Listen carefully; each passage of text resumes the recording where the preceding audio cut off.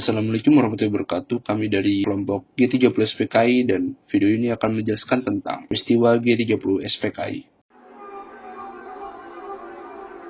Apa itu gerakan 30 SPKI? Gerakan ini adalah salah satu bentuk pemberontakan yang dilakukan oleh organisasi PKI pada tanggal 30 September 1965, di mana mereka menculik dan membunuh 7 anggota perwira tinggi militer Indonesia dalam usaha kudeta mengganti ideologi Indonesia menjadi ideologi komunis. Dan apa saja akibat dari peristiwa ini? Pemerintah segera mengambil tindakan kepada para anggota Partai Komunis. Pasca pembantaian PKI, TNI menjadi kekuatan baru. Kondisi politik bangsa menjadi tidak stabil karena adanya pertentangan di para penyelenggara dan lembaga negara. Timbulnya demonstrasi besar yang dilakukan oleh rakyat, mahasiswa, KAMI, dan KAPPI. Soekarno lengser dan digantikan oleh Presiden Soeharto yang akhirnya menjabat selama 30 tahun yang menghasilkan era Orde Baru. Lalu, bagaimana gerakan 30 PKI berjalan?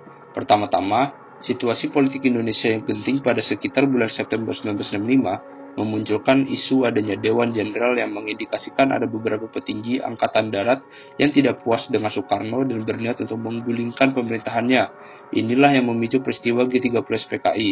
Dan akhirnya pada hari Kamis malam, tanggal 30 September 1965, PKI mulai melaksanakan gerakan perebutan dengan nama Gerakan 30 September, yang kemudian dikenal dengan singkatan G30 SPKI. Gerakan ini telah dipersiapkan oleh PKI beberapa tahun sebelumnya. Tujuannya adalah untuk merebut kekuasaan dan akan merubah dasar negara Pancasila dan UUD 1945 menjadi ideologi komunis. Para jenderal Pancasialis ini dipandang oleh PKI sebagai musuh yang berat. PKI mengadakan gerakan fisik atau militer yang dipimpin oleh Letnan Kolonel Untung Sutopo, Komandan Batalion atau Resimen Cakrabirawa, yaitu pasukan pengawal presiden. Mereka mulai bergerak dengan mengadakan penculikan dan pembunuhan pada tanggal 1 Oktober 1965 waktu dini hari. 6 orang perwira tinggi Angkatan Darat diculik di tempat kediamannya masing-masing, kemudian dibunuh secara kejam di luar batas peri kemanusiaan oleh anggota-anggota Pemuda Rakyat, Gerwani, dan lain-lain ormas PKI yang telah menunggu di Lubang Buaya, sebuah desa yang terletak di sebelah selatan Pangkalan Udara Utama Halim Perdana Kusuma, Jakarta.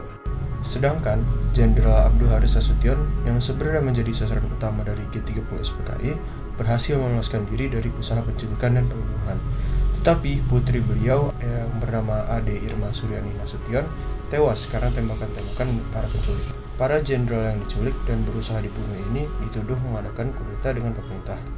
Mereka menyebut adanya sebuah dewan jenderal yang akan mengambil alih kekuasaan Presiden Soekarno. Tetapi ternyata tuduhan ini tidak benar, bahkan hanya untuk mengelabuhi pengkhianatan G30 SPKI itu sendiri. Sebenarnya PKI inilah yang sebenarnya mengadakan kudeta terhadap pemerintah yang sah. Ini terbukti setelah dapat menguasai 2 buah sarana komunikasi yang sangat vital, yaitu Studio RRI Pusat Jakarta dan Kantor Telekomunikasi, mengeluarkan pengumuman dan dekret pasca G30S. Pada tanggal 16 Oktober 1965, Soekarno melantik Maijen Soeharto menjadi Panglima Angkatan Darat. Beberapa bulan setelah peristiwa ini, seluruh anggota dan pendukung PKI, orang-orang yang diduga anggota dan simpatisan PKI, seluruh partai kelas buruh yang diketahui, dan ratusan ribu pekerja serta petani Indonesia yang lain dibunuh atau dimasukkan ke kem-kem tahanan untuk disiksa dan diinterogasi.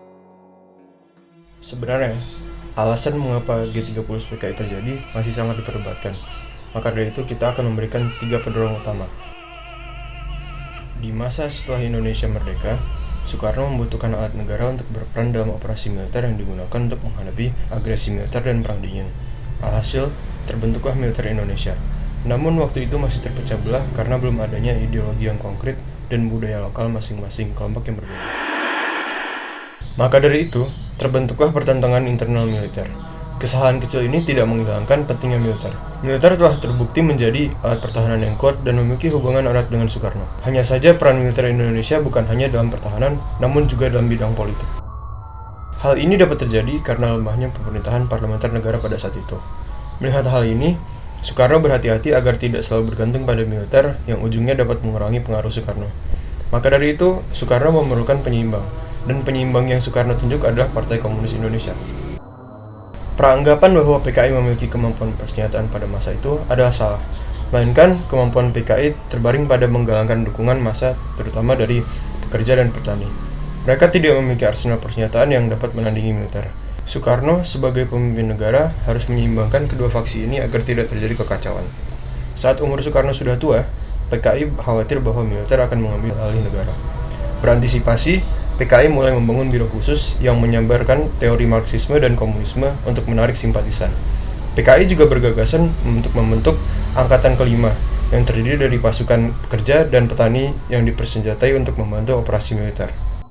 Proposal ini didukung oleh Republik Rakyat Cina, namun militer menentang. Hal ini mempertajamkan persaingan kedua faksi. Kegentingan situasi ini meningkat saat jatuhnya pesan dari Biro Khusus bahwa seorang Dewan Jenderal Militer berupaya untuk melakukan kudeta pada tanggal 5 Oktober 1965. Pesan inilah yang akhirnya menjadi pemicu G30 SPKI.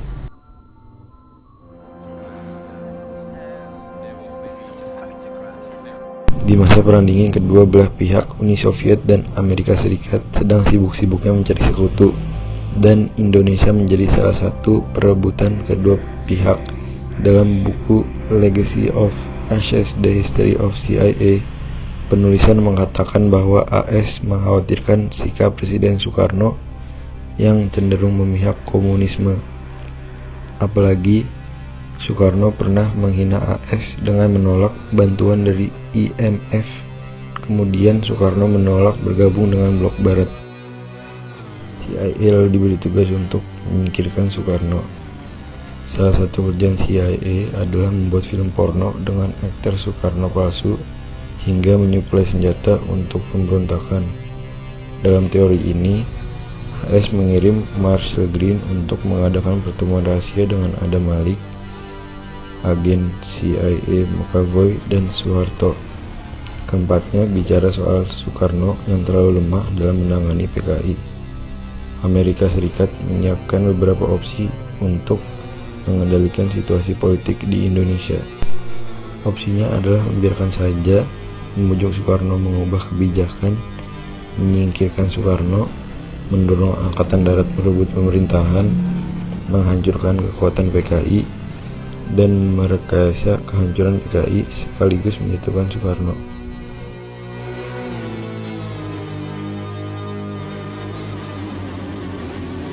Alasan yang terakhir ini menjelaskan terdapat ketidakserasian staf Angkatan Darat, di mana terjadi perpecahan dua faksi. Keduanya anti PKI, namun berbeda pendapat dalam menyikapi Soekarno. Faksi tengah yang loyal terhadap Presiden Soekarno dipimpin oleh Maijen Ahmad Yani. Mereka hanya menentang kebijakan Soekarno tentang Persatuan Nasional Nasakom, yang di dalamnya terdapat PKI. Sedangkan faksi kanan menentang Ahmad Yani yang bernafaskan Soekarnoisme.